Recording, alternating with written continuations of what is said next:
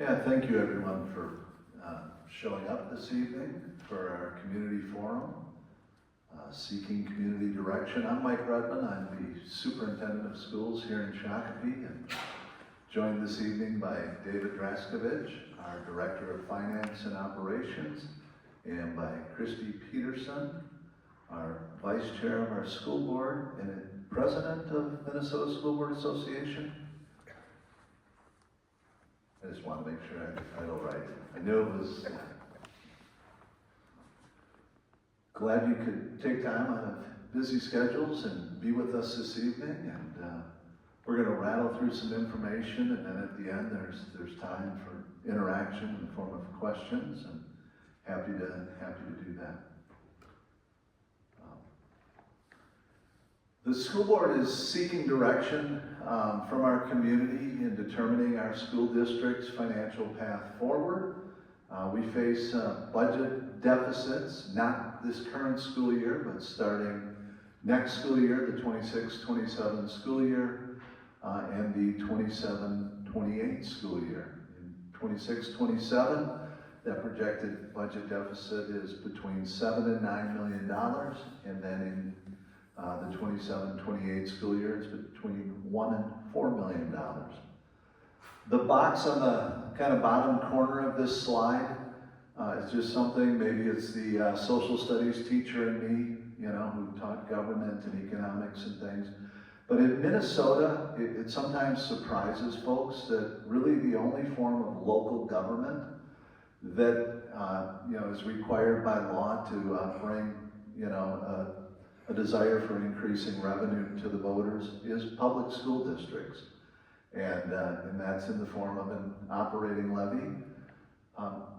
Cities don't do that, townships don't do that, counties don't do that. Spent some time with the county commissioner earlier this day. Another part of that puzzle, it was really the first time that it hit me. In addition to being the only local government entity that has to bring a special election to the voters, we're also by state law charged with running that election. And if you think of local government entities in our area, the city of Shakopee, Scott County, they actually run elections as part of their typical offering of services. The one that doesn't, public school districts, the one that is required by law to bring an operating levy before the voters.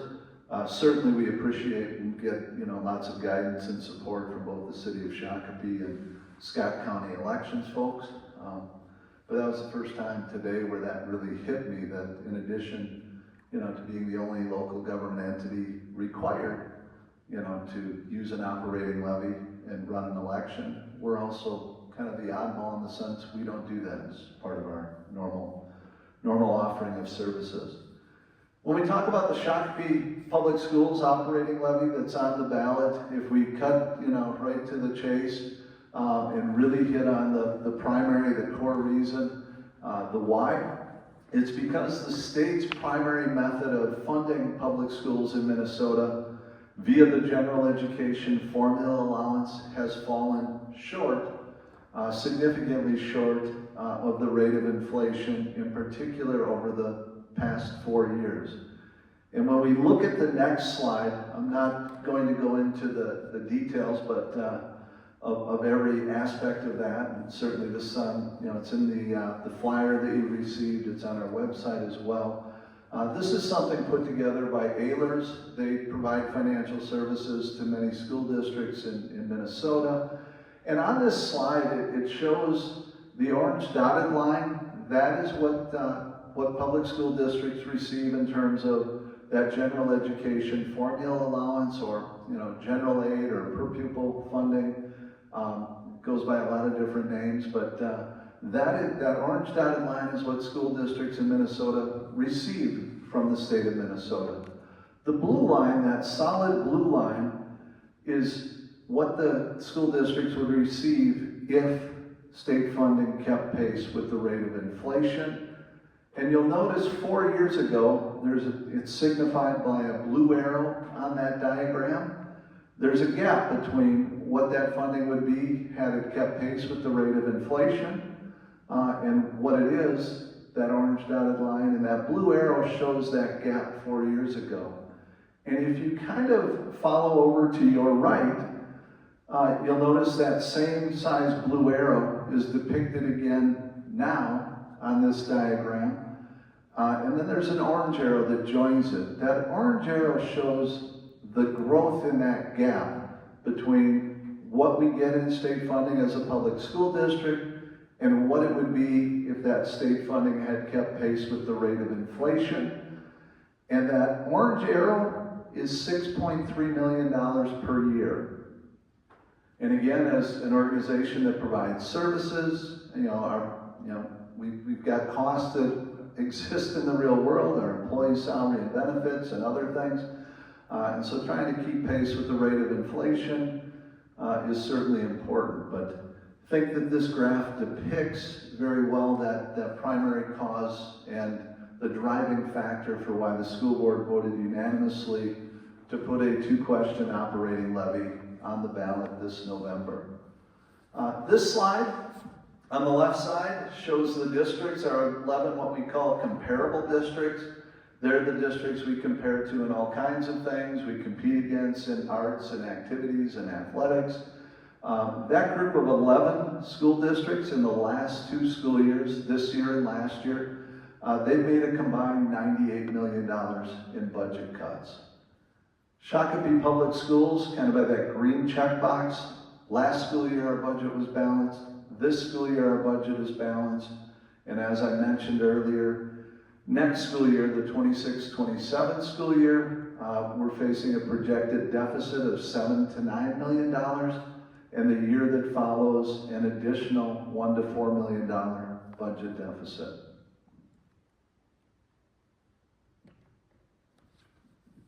As part of the proposed solution,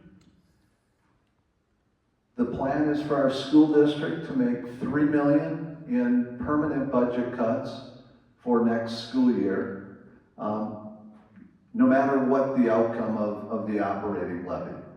And you'll notice below that, on the bottom part of that graphic, it says these budget cuts will not impact class size targets, nor will they impact busing distances.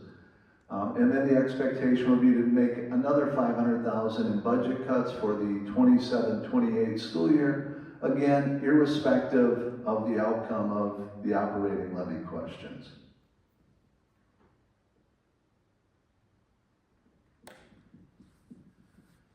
And then we get into another part of the possible solution, which would be the 2-question operating levy.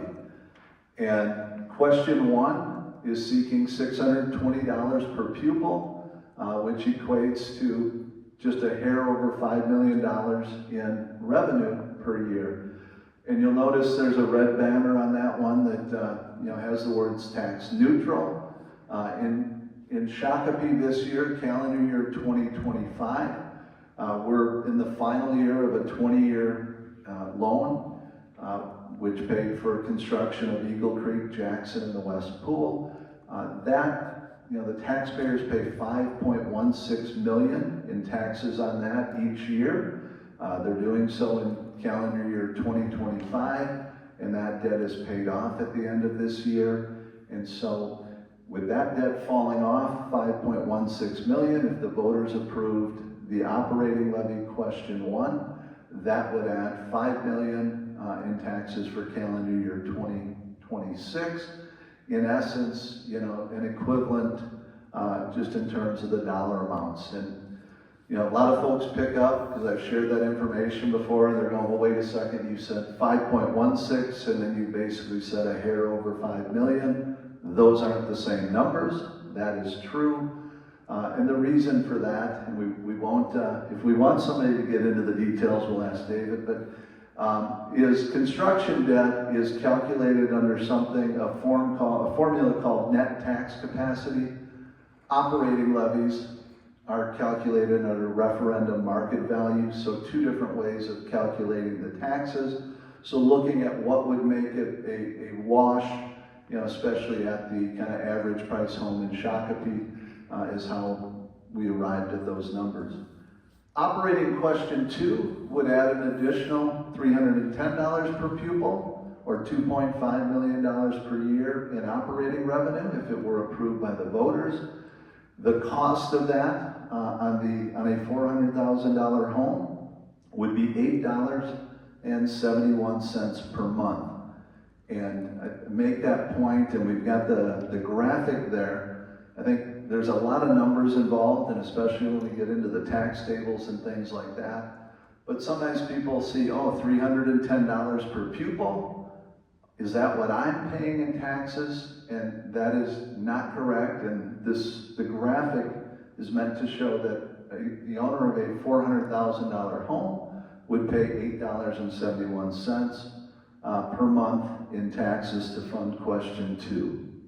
And there's more detailed. You've got the handout. There's tax tables with far greater details than that.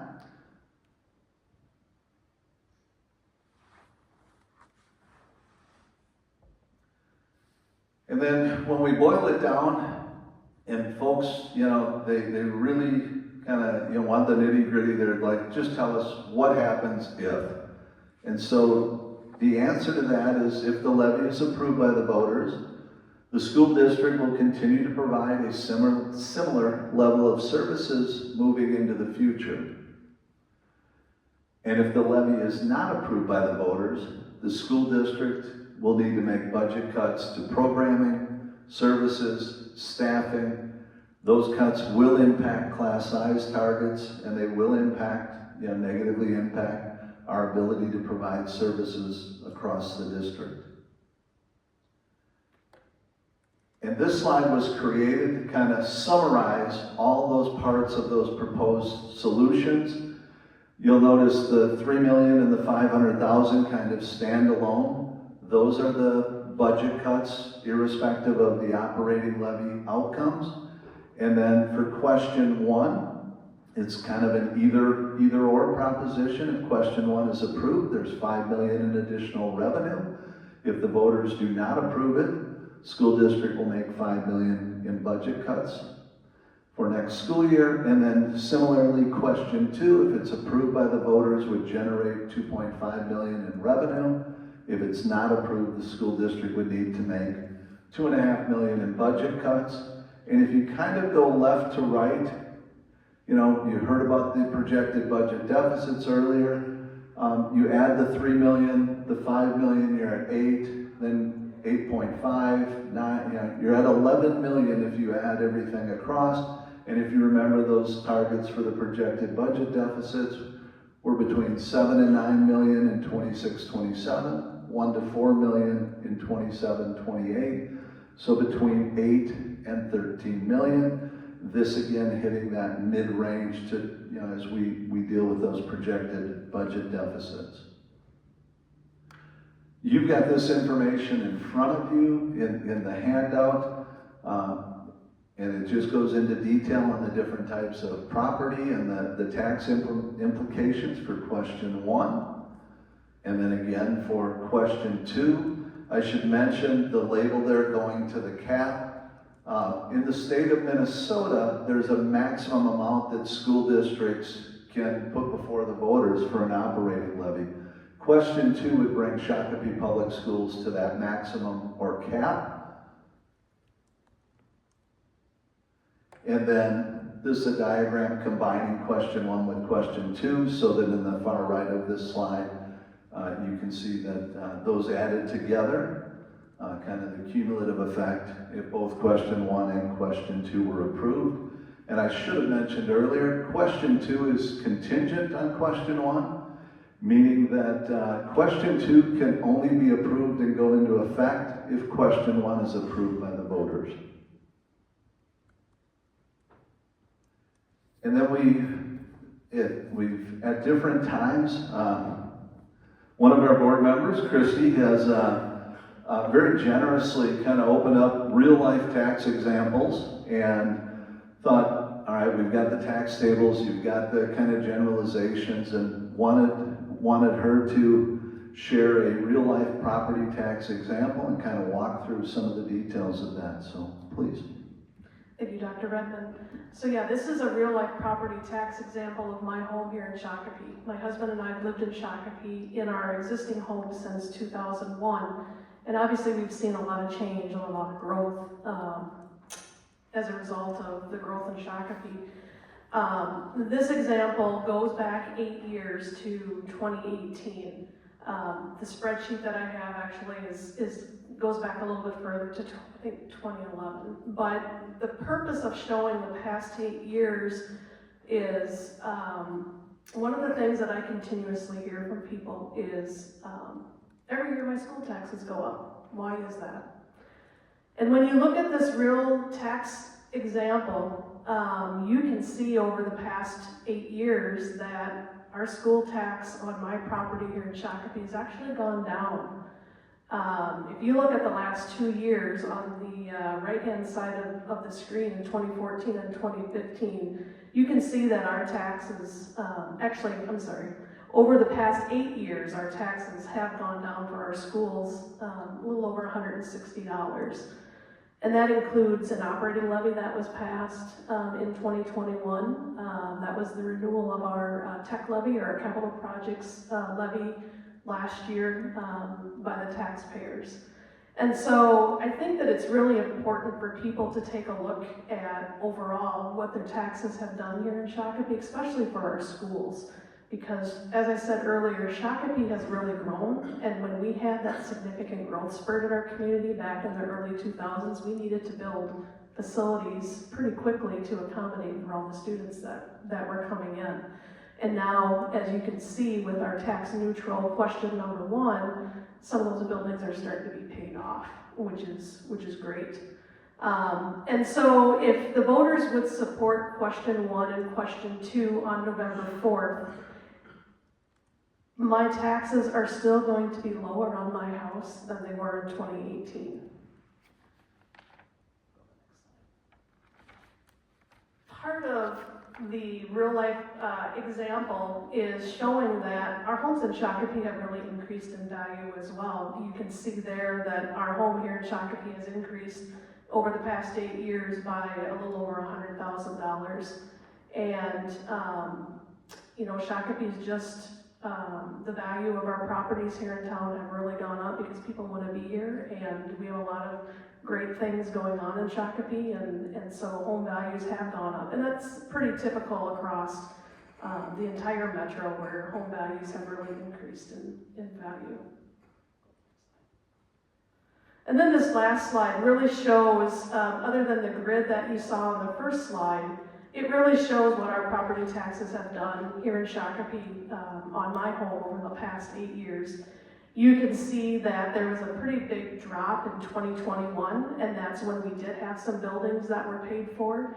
And that was also a time where you can see in 22 it jumped back up because we did ask for an operating levy in 22 for the same dollar amount, some of the same dollar amount as what dropped off in 2021. And then you can see since 23, those taxes have continued to drop. And so I guess one of the reasons why we're showing this is to just reinforce the fact that our school taxes here in Shakopee actually haven't gone up every year. We've actually seen some nice declines in our school tax. And one of the reasons why that is we've had a decline in enrollment. And so school tax is all based on the number of students that we have in our schools. And so the fewer students we have, the taxes for the school district actually are adjusted accordingly on our property taxes. And the second reason is Shakopee is growing, and we've had an increase in our net tax capacity. And what that means is the growth in residential properties here in Shakopee, as well as the commercial and industrial park that is continuing to grow and businesses coming into Shakopee, also impact the amount of taxes that we pay as a resident. And so all of those are factors, and as Shakopee continues to grow, I would look forward and see that our taxes are probably going to continue to be adjusted in a positive way for our schools, meaning positive for your pocketbook going down to support our students.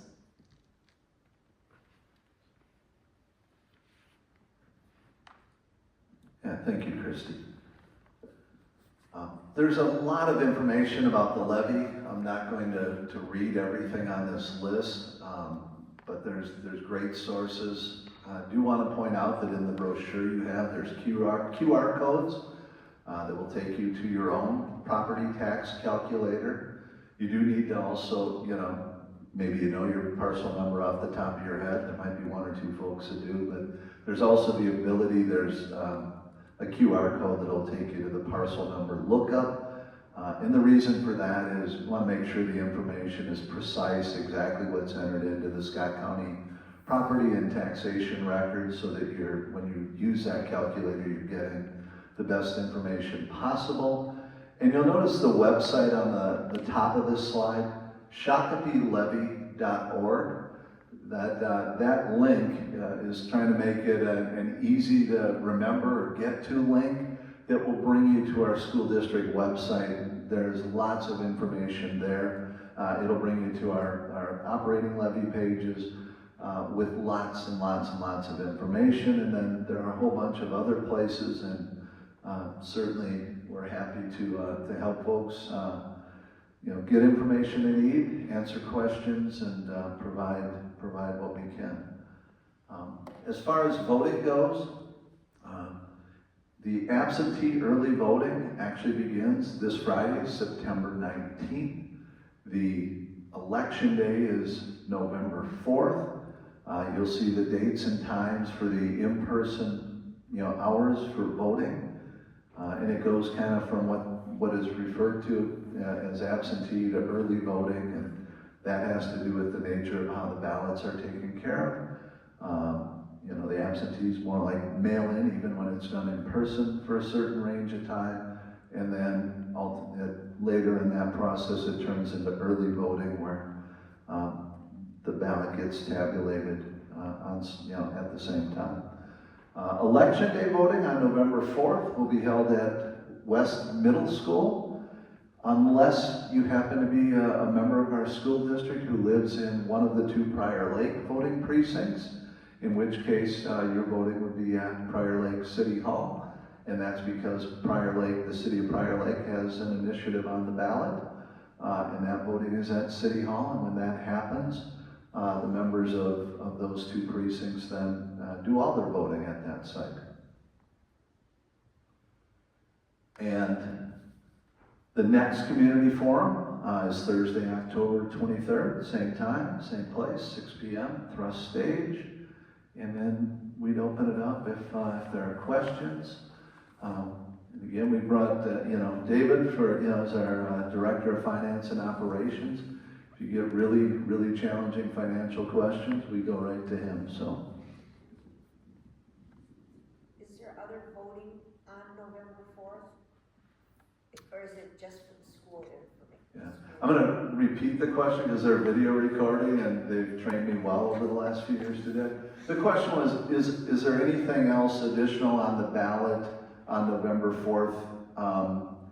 Unless you're in one of the two Prior Lake precincts, the answer is no. It will just be the operating levy initiative, a special election. And how do we inform the general public that doesn't have children in the district about this, since we don't have a local paper?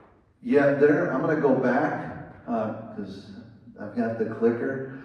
We're using, the hub. It has trying to fill some of that void. There's information there. We have a number of mailers coming out. There's a notice of special election and information that goes to all registered voters, and some of those go to all residents of the district as well. So you're sending out separate mailings? We are, part of that, I was going to say expectation, but that isn't the right word. The legal obligation, if you're running an election, there are certain pieces like that notice of special election. And I'm looking at Tiffany Olson, who in addition to be our communications director, is our elections expert, and is working closely with the county and the city to run the election. So. And what is the hub? Because I'm new to the area. You're correct with what you've shared. That's good. Yes. That's correct. All right, time for me to go. The hub is, it's a local attempt It's an online, trying to be a connecting point for information for the community. And it was a startup, and it has a lot of participants, and it's a place where, they're posting videos of different things, they're posting other, news and information, and to get to the hub, It's online only, and it's the Hub News, and then you pick your city, and Shakopee is on there, but it is only online. They do not have any print. Well, okay, that's good. I come from a city that had a daily paper, Yes, and I miss that. yes. yeah, no, that is certainly, as somebody who as a young kid had paper routes, I grew up with that, and as a social studies teacher, I also kind of, I'm nostalgic with that. So if I Googled Hub News Shakopee, it would show up. Great questions, thank you. Well, I also want to know, how do we win? Do you just have to have more yes votes than no? Yes, it is a tie is a no, so one more vote than even, and the levy question is approved.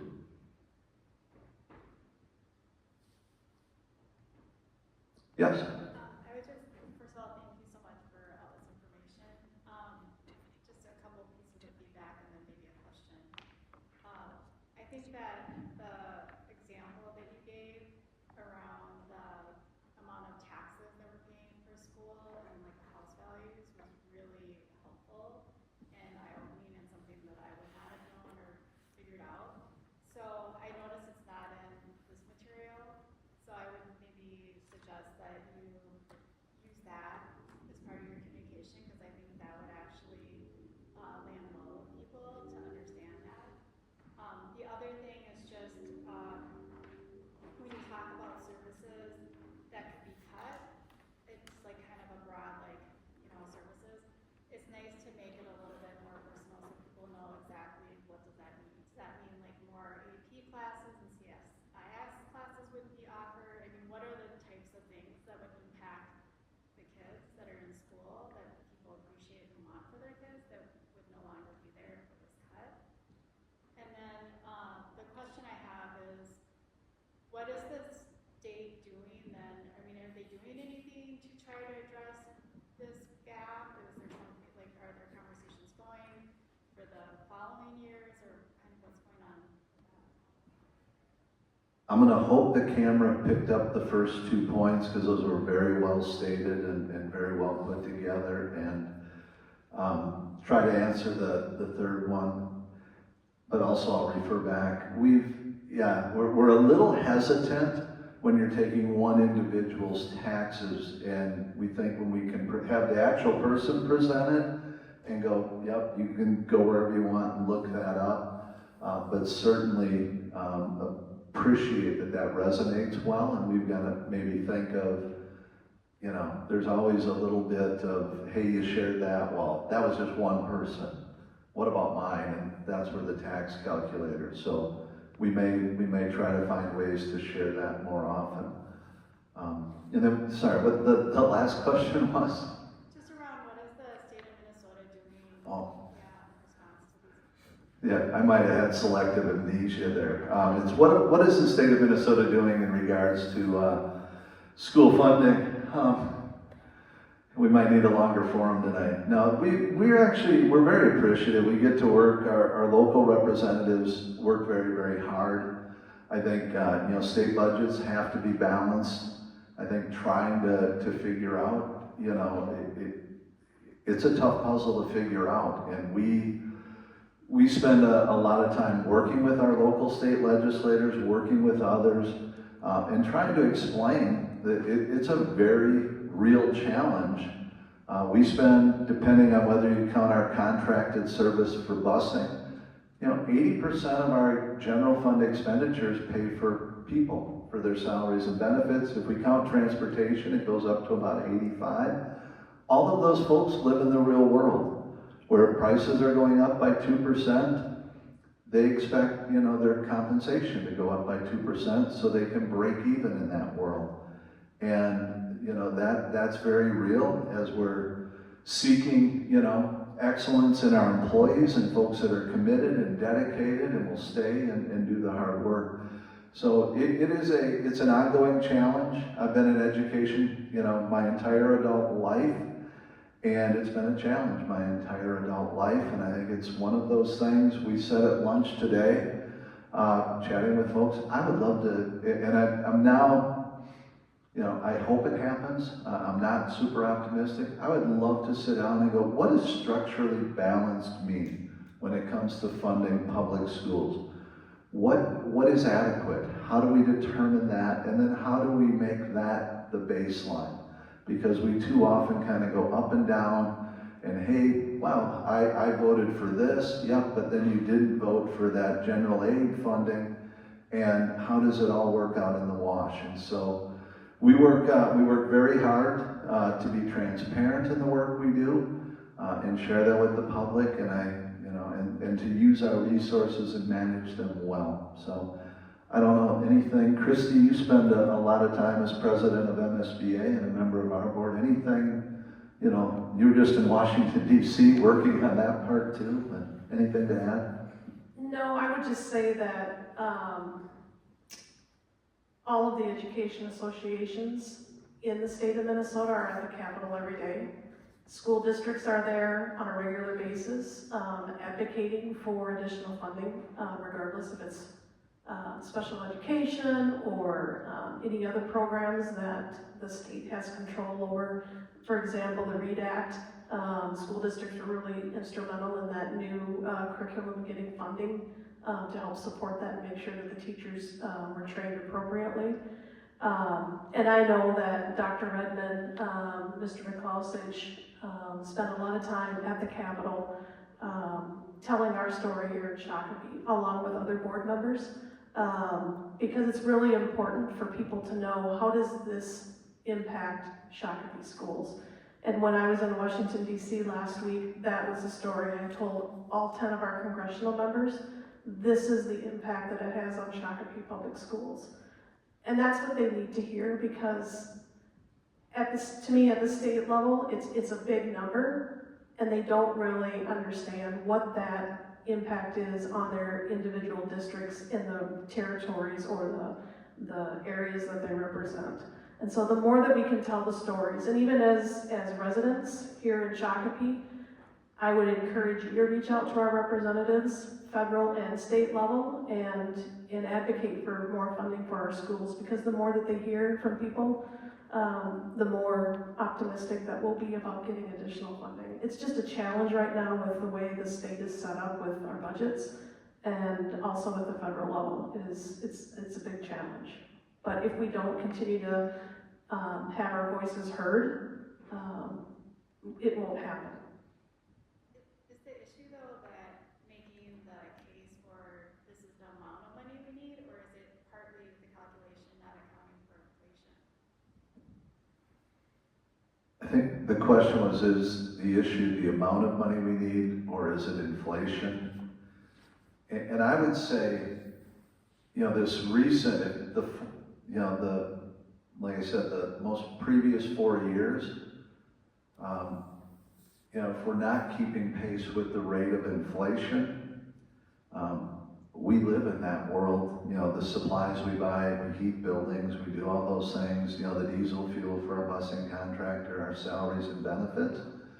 And so, you know, I think to me those two are interrelated. You know, the most recent thing, and at times, and maybe I'll go back to this, there have been periods of time, I think this will help me to hopefully make sense of what I'm saying. There have been periods of time, even when that gap is pretty stable and it exists, we adapt and we adjust, and then when we're on those stable stretches where that gap isn't growing, we tend to be able to operate if, you know, again, if you know, once that gap is created, if then the funding keeps pace with inflation, which, you know, there are some where that gap hasn't grown for quite a while, we've gotten pretty good at operating there. When it jumps up, or when it bounces all over, really hard to navigate. So they're kind of interrelated, because yes, the total amount is obviously going to do that. We're typically trying, from my perspective, it's trying to receive adequate funding. And I'll even, make the point, it's factual. We're talking about something called an operating levy today. I've been in education long enough when that was introduced that, like 30 years ago, which I was going to say when I was new to education, but I should have gone even further back now. That shocks me a little, but it was referred to as an excess levy, because the thought was that, hey, the state will provide adequate funding, and then local districts who want to go above and beyond would tap into this excess levy. And what we're talking about continuing with the programming we have. That's not excess, that's maintaining what we think is adequate in terms of the services we provide. And so hopefully that made sense. And again, there's great complexity in that. Some of it's going to be, we could ask 10 different folks and they'll have 10 different perspectives on that. But And I'll just add to that. One of the challenges of funding for schools is that we get a finite amount of money.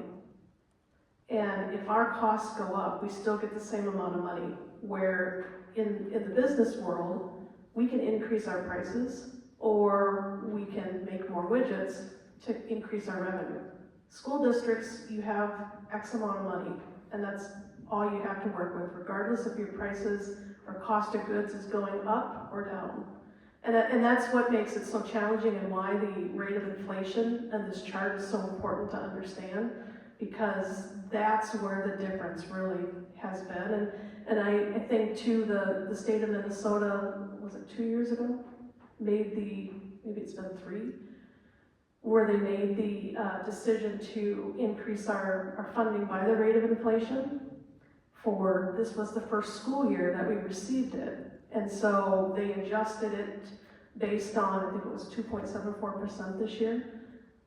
But then they didn't give us any sort of an increase on the formula, the per pupil amount of money that we get, which we typically would have received. So if it was typically 2%, they replaced it with the rate of inflation, which was 2.74%. So instead of adding them together and giving us nearly 5%, they only gave us the 1, and that was something that we feared when that passed, that's what would happen, and it did. That's really helpful. That's what I was kind of wondering more procedurally, like does Minnesota have in their process where they adjust for inflation, so that helps you guys, and that was kind of, Yep, and that's brand new, that is in effect this school year, is the first school year, where it's at 2.74, although that is also capped at a maximum of 3. But that did not exist up until this year. In a lot of years, we would spend a fair amount of time at the legislature. Some of those years, the initial sort of legislative approach was 0 and 0. And when you're on the receiving end of that, you're like, that means, either we need to go to the voters to raise more revenue, or cut programming, cut services in order to balance the budget. Yes? So our federal funding and our Minnesota state funding are different pots of money, yes? Yes. And they go for different things. They're able to be used for different things. Yes. Our federal funding makes up a much smaller portion of our total revenue. State funding makes up the giant share of that. Federal funding provides funding for part of special education. Originally, the thought was the federal government was going to fund 40% of the costs of special education. I believe I heard you say, my most recent number was they're at 14, and I think you said last night they're at 10. And so then that then falls on the state to make up that difference. And then they provide money for what we would call title funding, where you're trying to provide, extra support for learners who need that. And again, the federal part of our budget is I don't know if you have a percentage off the top of your head, David, but roughly. He's looking, he'll pipe in, but it's a much smaller share.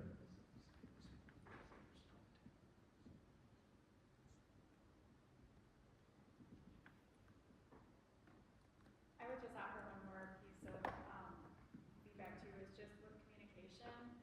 I would also like lean into social media. I know like I saw this through Instagram, or like just popped up in one of the like the reels at the top, where it just kind of flips through stuff. And then seeing that caused me to go back and look at my email and then look at the website. So like I wouldn't have originally seen it probably through email or just the website, but just seeing those flashes on social that catch your attention, it was just like thinking, it was like, oh, there's a levy, and so then that causes people to go back, so you can link it back to the information. That might be, a lot of parents are on social with their kids' activities or sports, so I would kind of lean into that too if you're trying to get more communication out or attention. Certainly, thank you. And we do have what's called Education Forward, our newsletter, and that is going out to how many homes? 35,000. 35,000 homes, and should hit the mailboxes the end of this week. That's correct. And then I think sometimes we like to echo that or amplify that or try to, do that as well. But no, great point, thank you. I think sometimes you have signage out on lawns, but maybe not always. Well, we, as a public school district, we inform. So those, when people put signs out, they're part of persuasive groups or out, other groups in the community. So our job is to inform. Other groups will sometimes, have different types of efforts to help others and be persuasive. But that, again, that's a Minnesota state law thing. Yeah. Is this video going to be somewhere available for people, or? Yes, it'll be available online, and actually chunks of this will be portioned out for social media as well to make it quick and digestible, to your point as well. So great feedback. Thank you. I have a question. When it comes to the comparable districts, how many of them have hit this cap or are getting this, like, how do we compare to others in this space?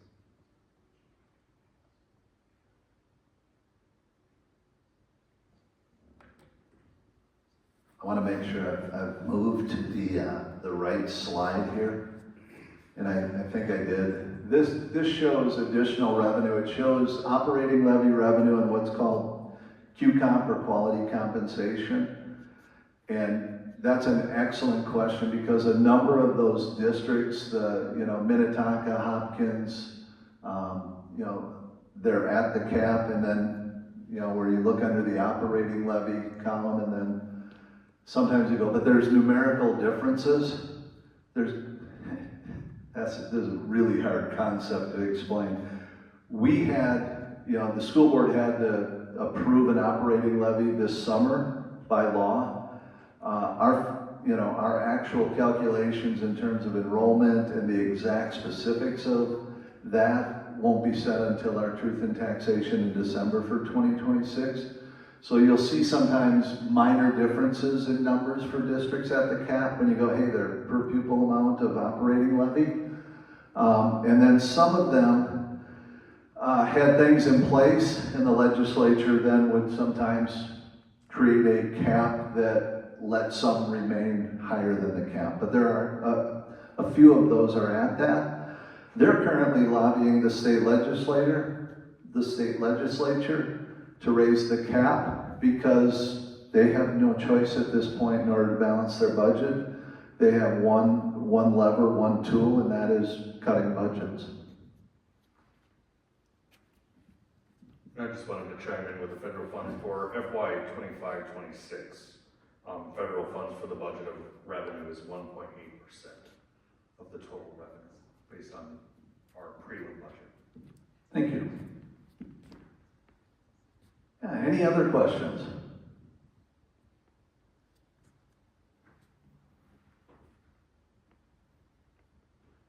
Again, we started with saying very appreciative of you taking time out of, I'm sure busy lives to be with us this evening. We do appreciate that.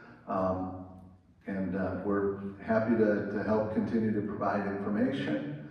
But thank you for being here this evening. We do appreciate it. Have a great evening.